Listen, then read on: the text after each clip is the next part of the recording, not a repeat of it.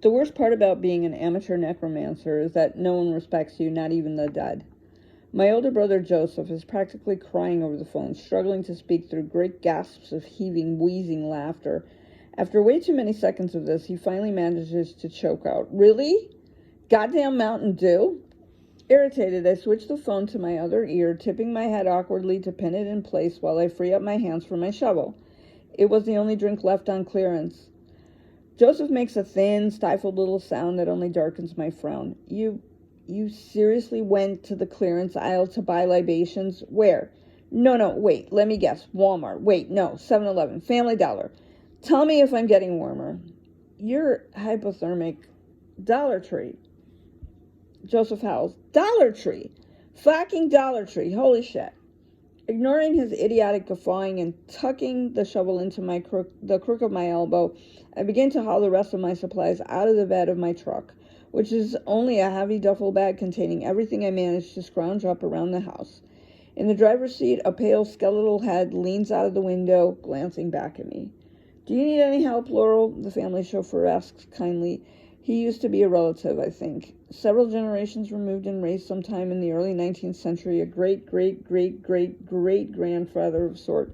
Since then, he seemed relatively content to drive us all around in perpetuity, despite our best efforts to convince him to be laid to rest again. "No, thank you, Marco," I say. I don't want to exploit his aging skeleton beyond his chauffeuring, and he is a shockingly sharp chauffeur.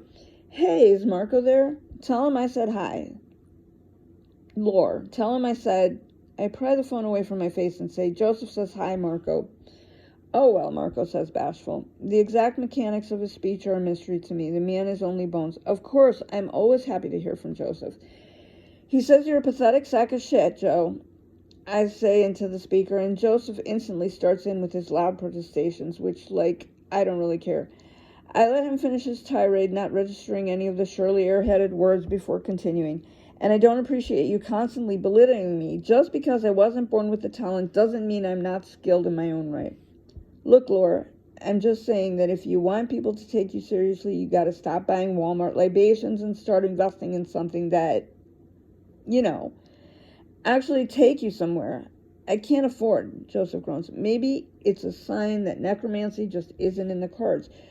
You precious baby magician. Remember what Auntie Gertrude said before Ma laid her back down? In both life and death, I was frequently of the opinion that Aunt Gertrude should mind her own petty squalling business.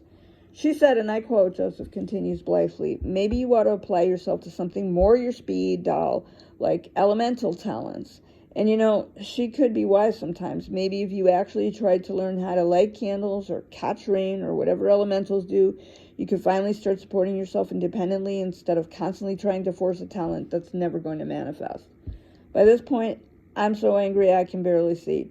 Hands shaking through gritted teeth, I snarl, "Perhaps if you applied half as much energy into your necromancy as you do into your self-righteous sermons, you could have afforded a wedding ring for Carol that wasn't a piece of shit plastic with a watermelon candy diamond glued on top of it."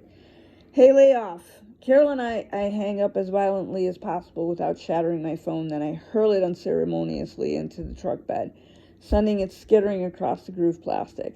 That utterly arrogant, narcissistic, unceasingly condescending...